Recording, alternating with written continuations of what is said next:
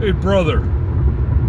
I'm on the highway. I'm between Elmira and Chemung, driving on the highway, and it's really windy out up here. I don't know what it's like down on your ridge, but it's pretty windy. That got me to thinking. Anytime it's really windy, I think of Dave Decker. So right now I'm going to pray. And not only am I going to pray, I'm going to preface this prayer by talking just for a minute about Thanksgiving. Having a heart that is thankful, even in the trials, the tribulations, and the difficulties that we have in our life, our weaknesses, our failures, our difficulties, our accidents,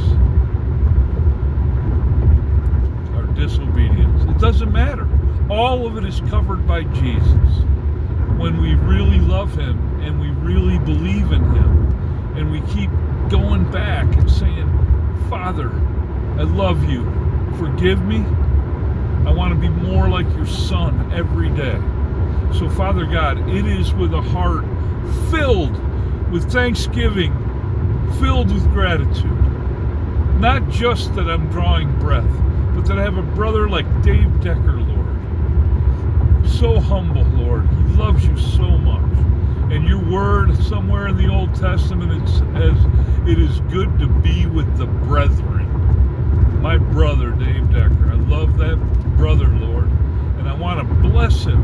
And I want you to touch his hand, Lord, and make it all brand new, according to your design, according to your goodness, according to your generosity, and according to your power.